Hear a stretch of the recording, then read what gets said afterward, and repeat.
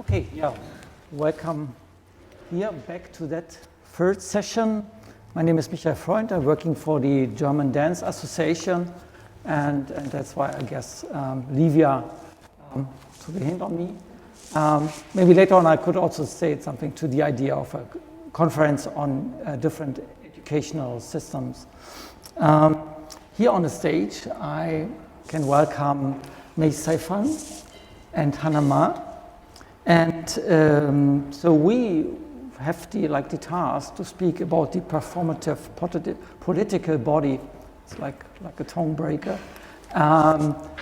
We before had a little bit like the idea that the performative political body, not border but body, could be like thinking about this society as political body with all these power structures, with all these distinctions and inclusions, exclusions.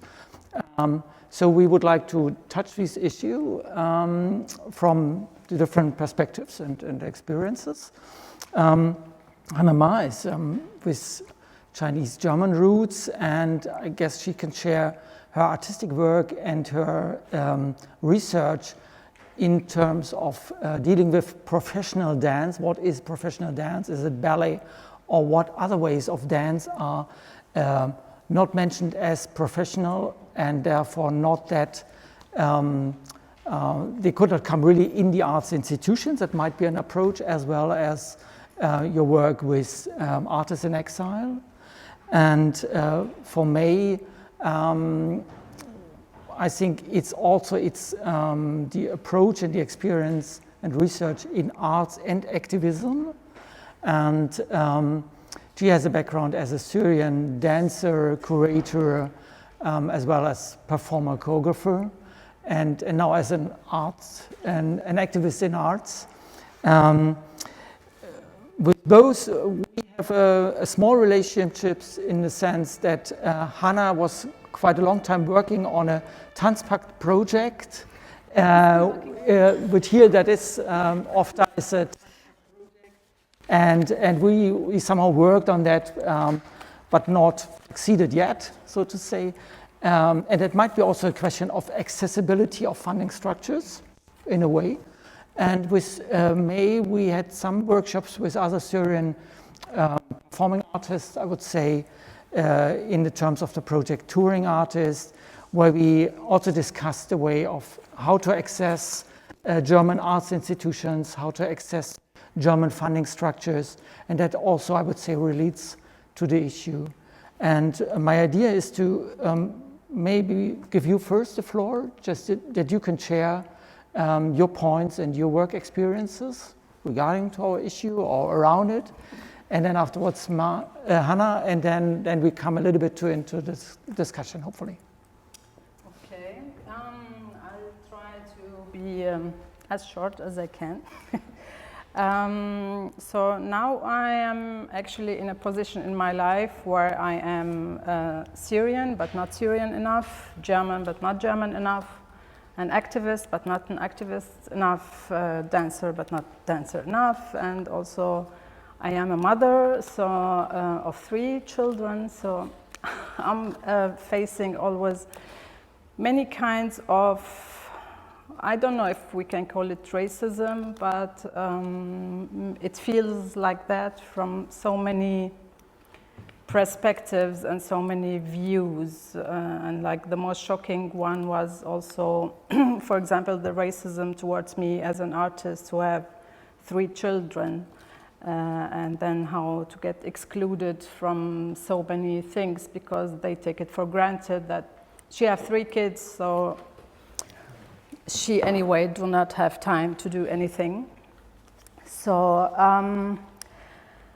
I came back to the activism now in the last 2 years, actually. The last year really concentrated, and then I started to work with Syrian artists and activists who are in like similar places like the place I am, like people which you cannot really put in a very clear category and drawer, And then we are exchanging ideas and thought, doing a lot of workshops just to discover stuff, to raise questions actually. We still do not have answers, but it's more about questions. It was very important for me to have a babysitter, to have a place for the kids, so the moms who can come, they do have a space for the kids and someone who's taking care of it. And it was totally okay that the kids enter our place where we were having the workshops. And it was for me also a statement towards this discrimination I felt all the time as a mother, a woman, and all of that. I can talk more about maybe Syrian artists and activists who are facing, or in a phrase of, I'm calling it a political depression, where they lost belief in so many things, in so many organizations, in so many forms, in so many institutions.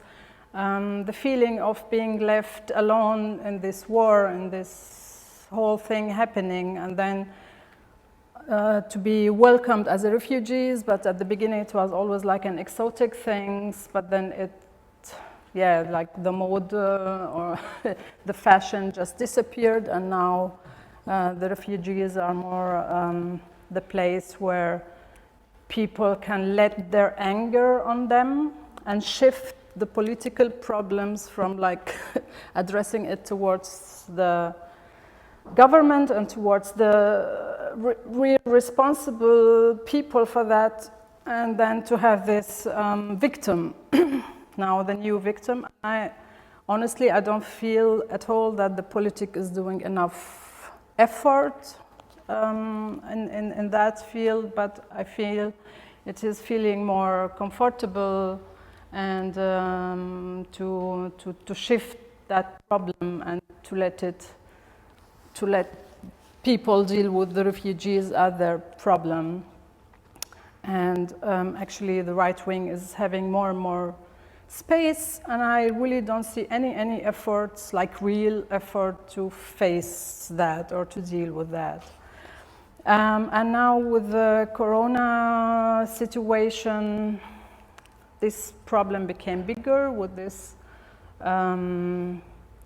this communication, and especially with considering the other as a threat to yourself. I mean, this position many refugees or newcomers to the country faces, but now this is towards actually everyone. Everyone is afraid of everyone, and I'm having a real problem with not seeing the faces of people. I cannot communicate with people without seeing their faces. I get like really crazy after 3 minutes of wearing the mask. I mean, I have allergies and stuff, but I feel like so claustrophobic with this mask. And my contribution to that is wearing the burqa in order to irritate also this idea of, again, like drawers. People who wear burqa have this thing, or actually everyone is wearing burqa now, so maybe we should rethink the situation, or see how to deal with that, or maybe become more tolerant with people who wear it, or just question a bit more what are the backgrounds. I feel there's a big difference also between dealing with a person as a human, or with a person, as a number, as an ID, as a bureaucratical thing. And I'm facing also a lot of racism with this new modern slavery of institutions and money, and where is your position in the working society, and how much money you can afford, and also as an artist, where is your position within that society who deals a lot with money, or which put people also into stages according to that. On my work personally, Since many years, I took a distance from the technique of dance and the show of dance and showing skills on stage. I don't like this anymore. I cannot see it anymore. Personally, I respect every form, but for myself, I really cannot see another performance where they do and perform the same, and I'm seeing performances since 30 years in my life and performing it. So yeah, I had enough of that, and I would really like to go to another stage. So I'm working a lot on the subconscious level, what I'm doing since 10 years, because I couldn't find access to the artwork after what happened in Syria, because it's not a thing, a small thing, or just numbers in the news, or it is a big thing. And then you come here and you feel that the whole thing is just like a number or like something in the news, and then how to deal with it. And then it was so exotic to have this Syrian artist or artists from the Arabic world, and then also the expectations of the curators that you have to educate the people, or you have to present your country, or you have to, I don't know, talk about identities. And so curators also many times comes and talk, and then they want to see something. And if they don't see it, they feel disappointed, or this is not what they actually wanted. It is, so sometimes, or many times, I got the feedback on my work and that it is not serious enough, because I use a lot of elements of sarcasm, or I don't tell stories. I'm working with dreams and images and very distracted things, and I'm very far away from, as I told you, like showing techniques and so on. So I got this really many times that I'm not taking the problem of my country serious enough. No, really, I can show you the articles. There are a lot of them. So yeah, this is like I was thinking maybe in one of the performances I would read all of these comments. And at a certain point also, especially at the beginning of the whole Arabic Spring things, people started to do competitions about who's suffering more and who lost more people and whose house got more destroyed than the others. And I found it so difficult to bring these things on stage. It felt as if, I don't know, like come have pity on me, and or I want to explain stuff for you and so on. Yeah, so I kind of, I don't know, I'm now more interested in the process as itself. I work with a lot of artists, not necessary at all that they should be dancers, but I'm working with dreaming artists, like dream artists who have a very close connection to dreams. And then we see what happens. I give them the Syrian dreams, which I have, and then we talk, and then stuff happens, and then we go on, and then other stuff happens. And then once we perform it, I always step back. I don't know why. Like I feel I don't want to sell that. I don't want to, I don't know, it felt so strange. And now I'm finding another ways back, but more through this activism and through this work with the bodies of real activist people. I mean, they should not necessarily, none of them are dancers, but we're discovering a lot more about the body and what the body can do and what can it describe, and yeah, where to go with it and how to use the body to heal trauma. And all of them, they are really deeply traumatized. So yeah, this is where I'm playing now. I don't know. Yes, mate. Thanks for sharing. I mean, I would later on like to get back on the point of the distinction between the independent and the art institutions, which is for me like a general issue beside any cultural backgrounds or so. It's even here in the cultural system. And then the distinction between, not distinction, but the relation between activism and art. you pointed so, and then also what you said before, like a concrete proposal to change the educational system you gave. Okay, but first, Hannah, please, the floor is yours. I have a lot of stuff here because I wanted to see what happens, and I have a little exercise, but now I think I just want to continue what May said. Maybe we can do the exercise afterwards. I think we are very much in the same position now, and I find it very good to sit here with May, because also I had this, I mean, I was like, my life in the last 5 years was like a constant crisis. So the COVID pandemic was just on top of that crisis, and that was also why I was a bit like, I mean, I was completely stepping out from what happened. Actually, I have to go back to when the first Fachtag should have happened, because I was in Berlin and I live right on the border of Germany, close to Luxembourg. So I was in Berlin and everything was shutting down, going on lockdown. And I was supposed to fly to South Africa to give a masterclass at the university in Joburg. And we flew. So me, my 2 kids, and my babysitter flew out 2 days before there were no more flights, because I was like waiting for this trip for the last month, because I have 2 kids, and last year my husband died because of cancer, and my smaller child was 10 months.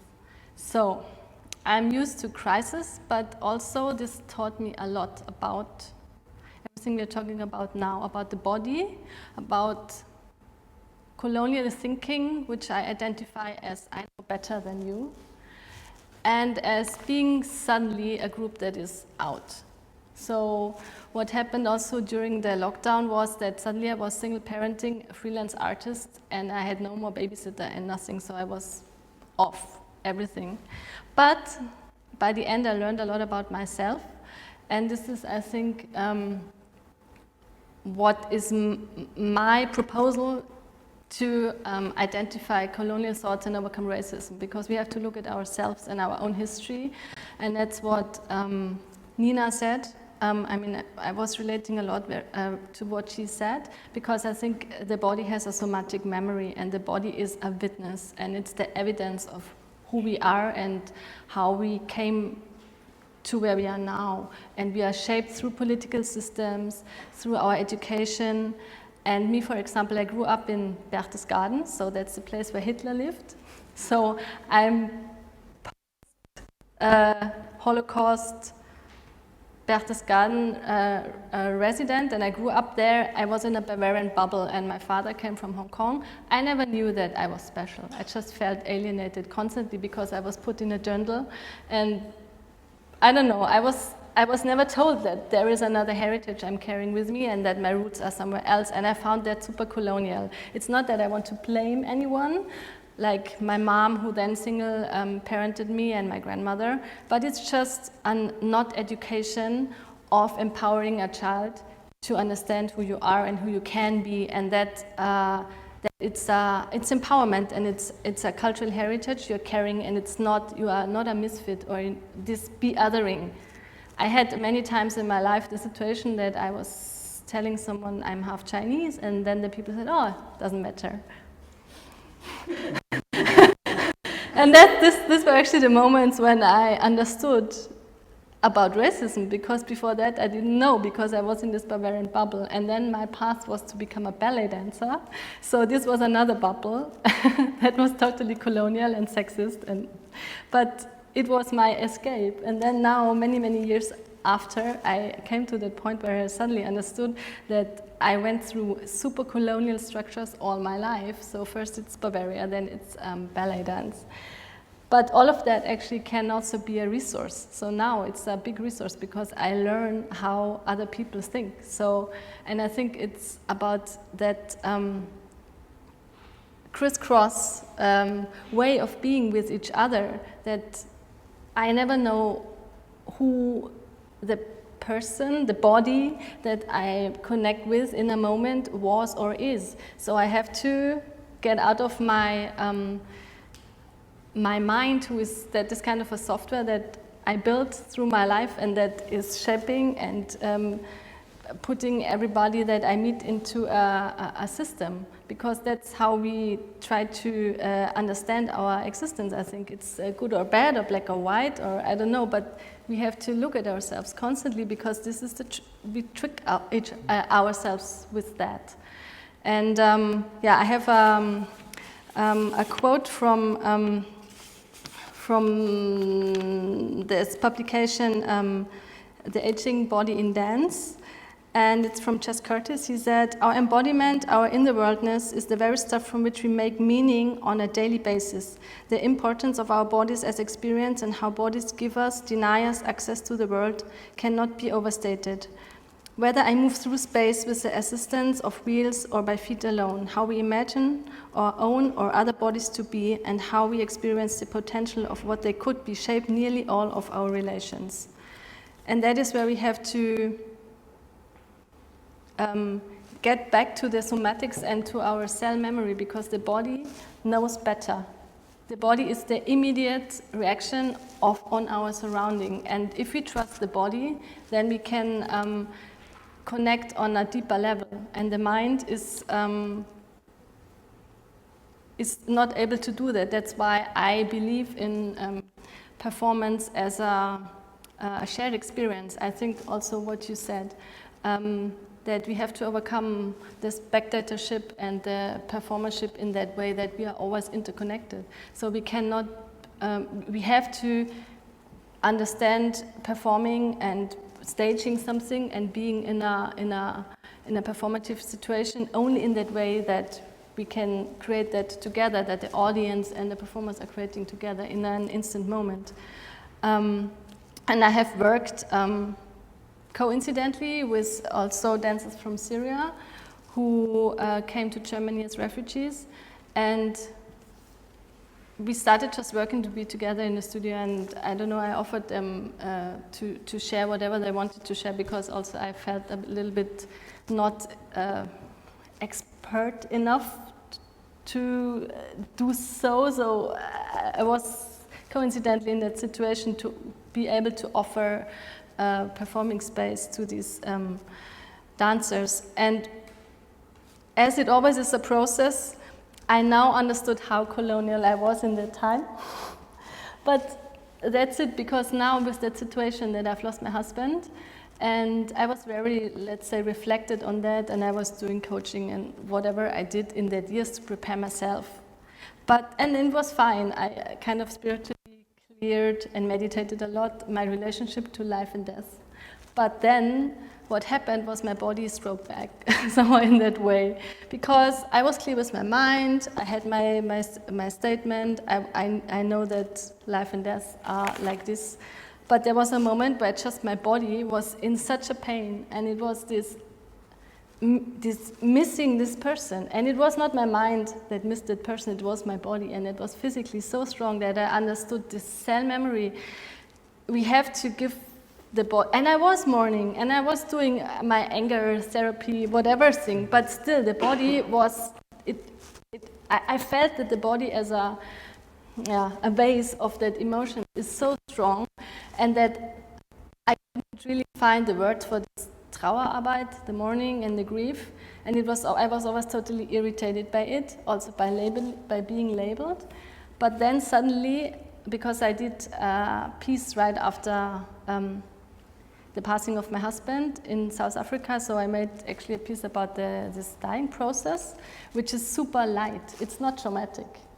If you let go to that, it's not traumatic at all. And because I gave birth to my second son very short before, it's the same process. That was the thing I was analyzing, that how I see it makes a difference, but the feeling was the same. It was a transition. And so I understood suddenly when I had this piece on stage, that with this piece I created the lost land. It was a bit like the land or the home I had with my husband, and it was there on stage. And then it helped me very much to understand how the refugees probably feel, that you can never go back. And then I was like, I didn't understand at all how they are feeling. So yeah, I think it's about these personal processes that help us as artists to understand the other position, if there is another position, because actually we all have one position together. But still, I think it's to look at ourselves and our thinking constantly. Yeah. Thanks. Yeah, you also, here's a quote within the leaflet of your, what you say, it's about individual evolution. And it's quite an individual process, as you describe it, as you both describe it in your work. And in your experiences with the system, how art is produced in Germany, or I mean in the Western culture mostly.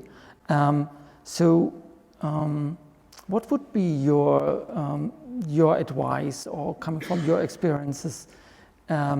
How should art institutions, how should the system change to make the resources, the big resources which are here in the country to fund art, to support culture, make them more accessible, to lower the barriers for artists with your background, but even I would say of many different backgrounds, diverse backgrounds, rather born or not born here in Germany. What could be the approach? Because I mean there are some programs for more diversity in the institutions. For reason, I mean my association, we have had quite in mind, or we really speak a lot about diversity.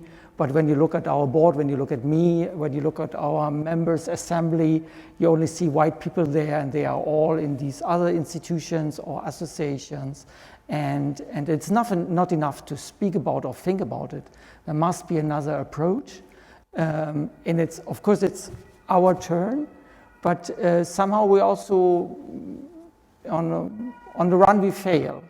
So I would be really interested in that kind of exchange. What should be done by these institutions or even associations? Because in a way we also have power to work on funding structures, to work on how we can more dance visible, for instance.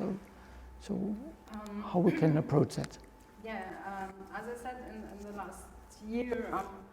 More also working more in the political session. So today in the morning I had actually a very long session with the Bundesausschuss für Erwachsenenpolitischen Bildung. So, and we were talking exactly actually about racism. So like I have a very full day with the topic. And also we answered, for example, a questionnaire made by the EU asking exactly the same question, like what can we do to include more and to lower the barriers and so on. So from my opinion, the first thing is to include these people in the institutions. So it's not just about them applying and then also having people who are not actually coming from this background thinking what should be good for these people and what should we do, but no, have these people as part of these organizations and work with them, or at least are advisors. So whenever a call or a program or something should be announced, so please have some advisors who are coming from another background if you want to include people coming from another background. And I think it's really important to go into that step and not to, because these people, they do feel excluded from the institutions, from the scene. Also like in the festivals, actually most of the festivals, the biggest festivals, they mostly have the same groups actually touring around the world, and it's all more European or American groups, and they always have like a small slot for other makeup, I don't know, like a bit of salt on the whole cooking thing. But it always says in this exotic place. So first of all, they must be really part of that. And then there are a lot of work to do. I mean, starting by writing the application, translating it into another language, or accepting applications in English as artists in Germany. I mean, English is the language of art. Now, like the whole Corona help programs, many of them, they ask you if you have, like you should have at least one or more governmental support within the 3 to 5 years before. So what should new coming artists do, or artists who didn't get the support from any kind of like governmental institution or so on, and how can they count their earlier works in their countries, or I don't know, for myself, like I had 2 years of doing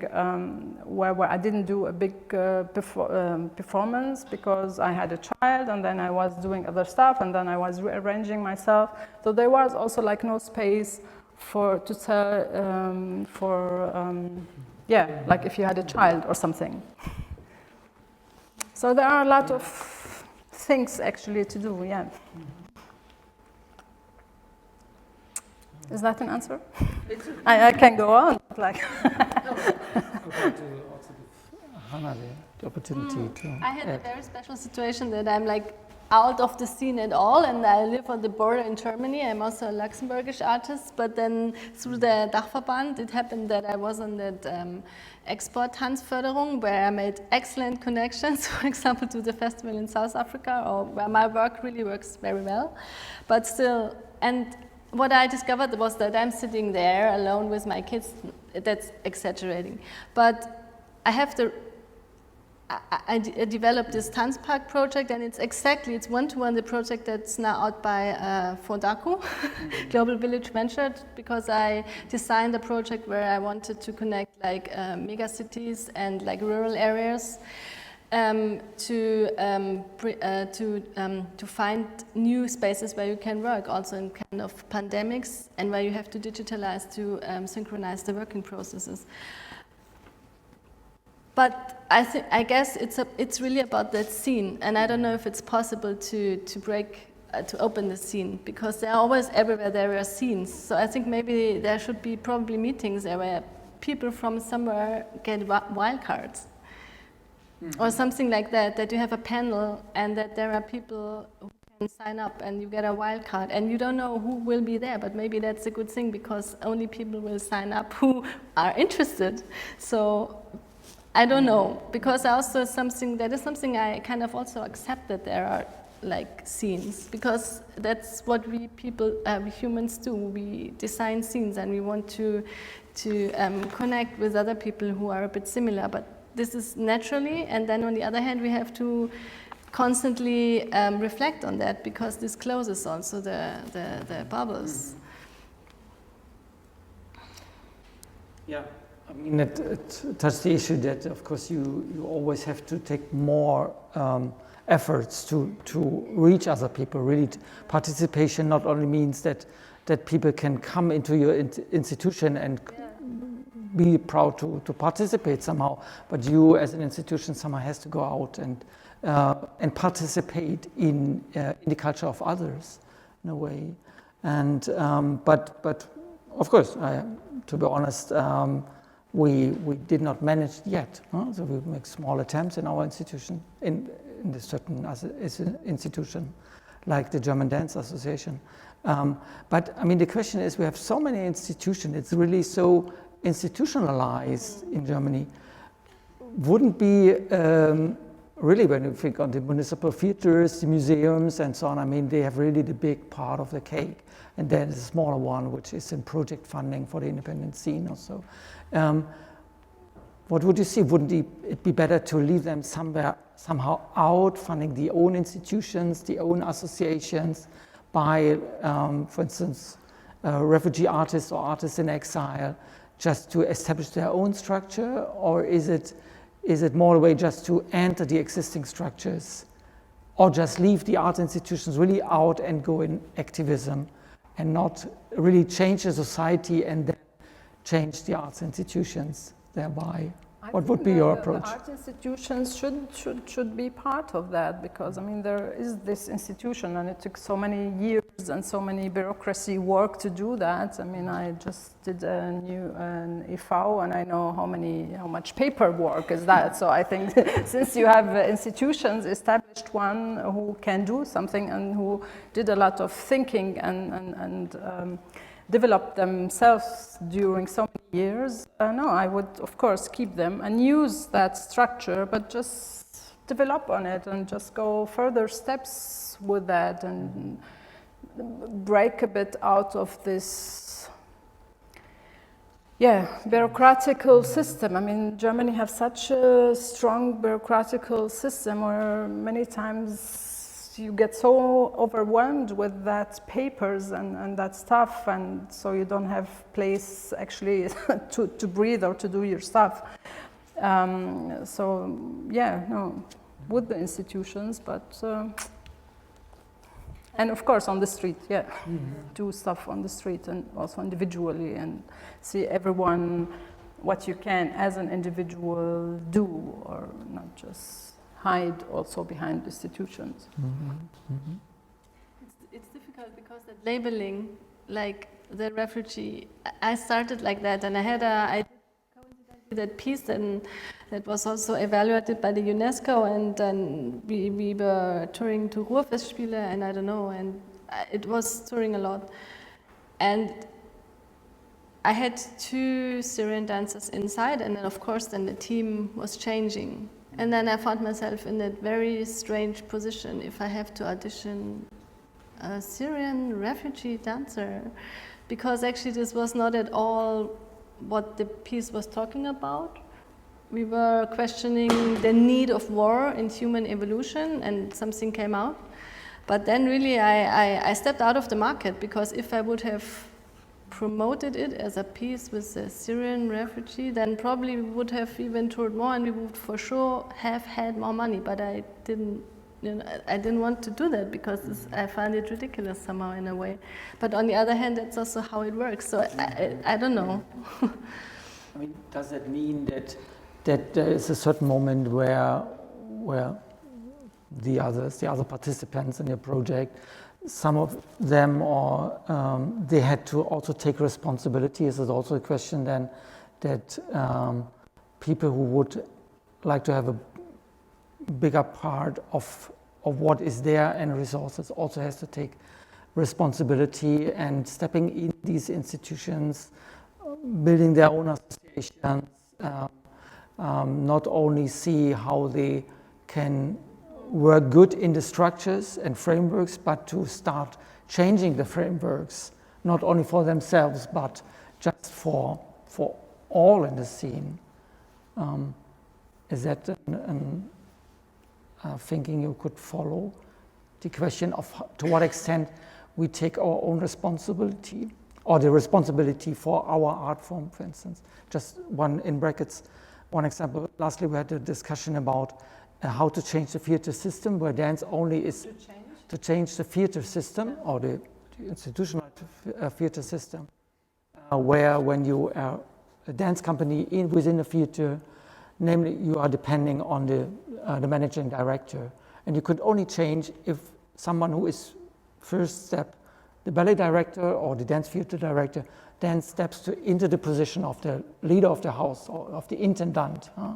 And that only a few people do so, but step by step it happens even more. So it's also the question of the principal discussion of taking responsibility for more than only the own part of the big institution, business, whatever.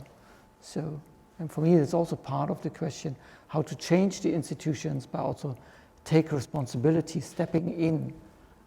But I think here we have more responsibility by the institutions, because the people who are arriving in Germany, they have a lot of real big problems. They have problems with, I don't know, all the paperwork and the German language courses and the integration course, and also dealing with words as integration and not the co-living concept or like the exchange and so on. So they have a lot of things to do and to understand. And I think, for example, it is important for institutions to work with the job center, for example, to say, okay, and this is a thing which I tried by myself as a person. I just called at the job center. I said, I am a Syrian choreographer and dancer, and I'm doing a new piece, and do you have any dancers which I can use, work with at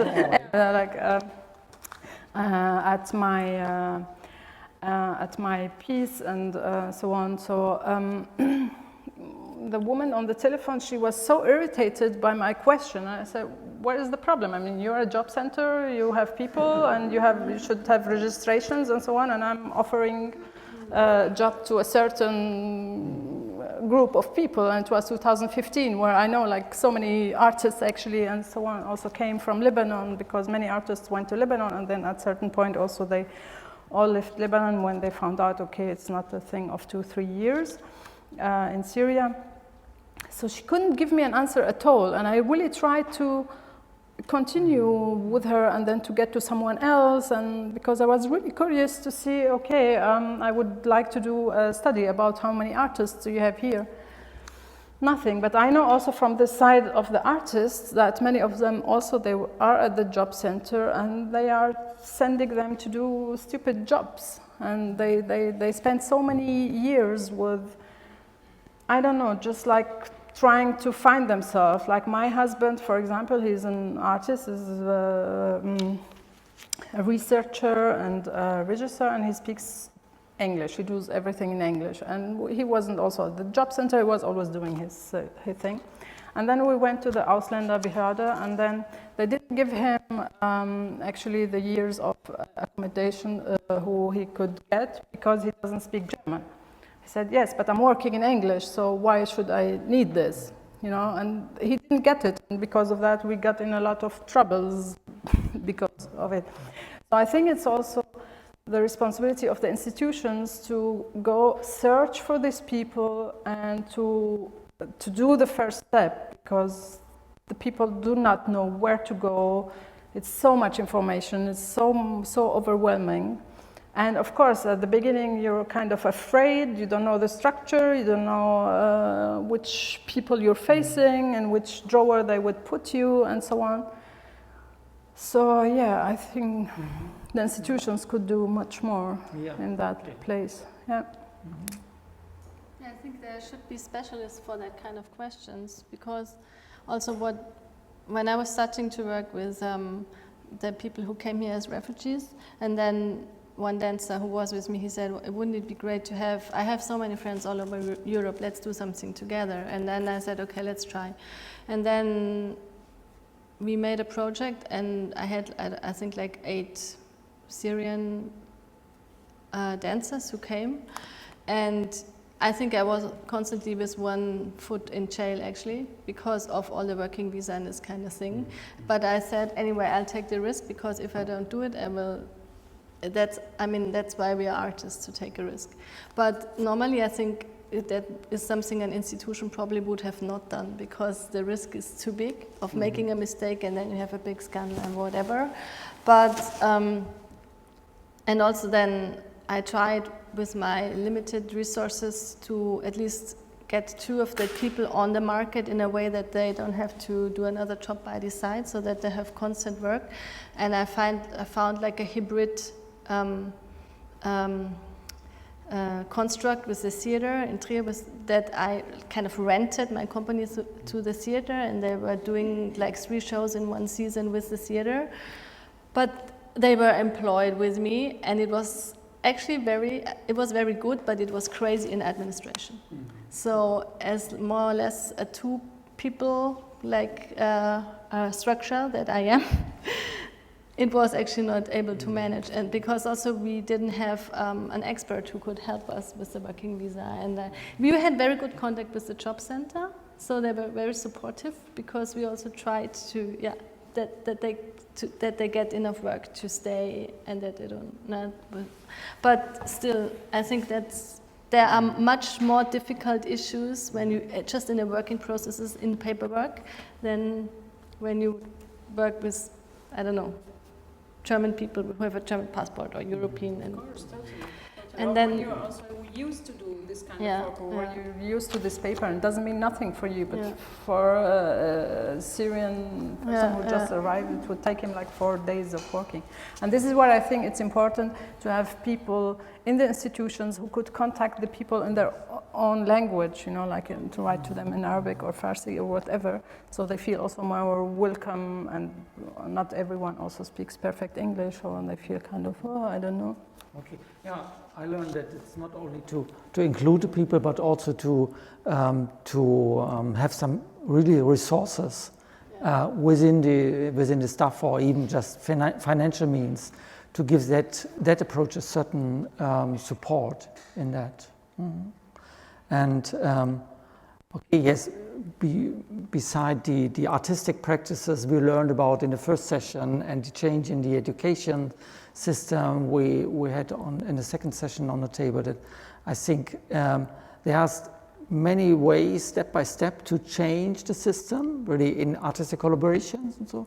But it is also like a big issue to have like a general approach to the institutions, with new approaches in terms of the personnel, the staff, the program, but also about the budgets and so on. What I think is that also I used to stigmatize myself, that I would anyway not write that application because no one knows me or something like that. And I see that a lot also with the people around me, that they think, oh, anyway. And I think that's something that the art has to come from the artists, to believe in oneself and to be really honest and authentic with the work, and then to trust the institutions, and maybe to go there and tell them, I'm here, and because of this and this and this, I need that funding. Because that's what I see a lot, especially with young artists too, that they step back and they think, anyway, I cannot access the market. But we have to try and to try and to try, and then one day it happens. And to overcome that stigma that we also give to ourselves, maybe.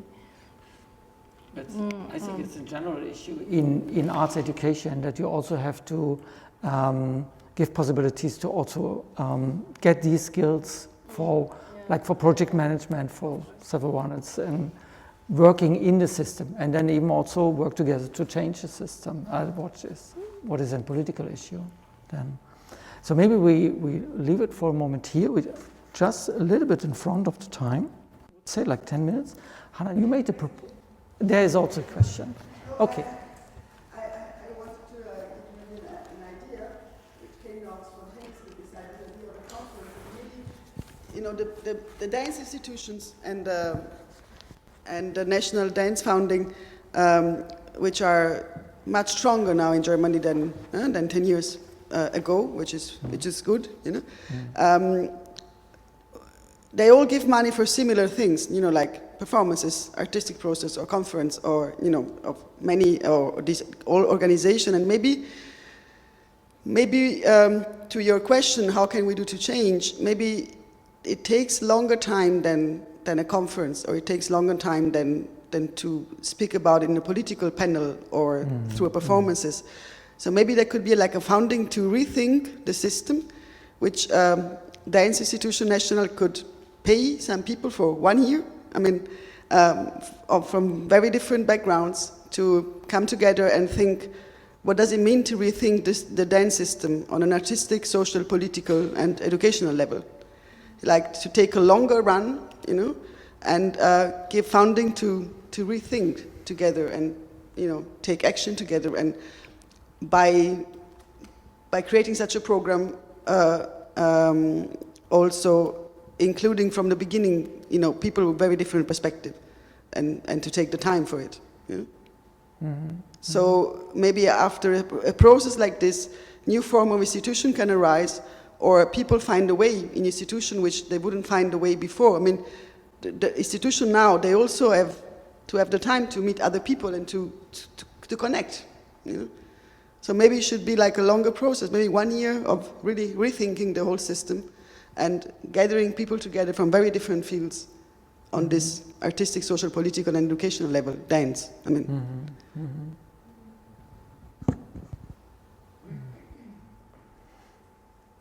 Yeah, it only starts with a meeting. Huh? It only starts with an encounter, and I mean the day after the conference is where the work starts.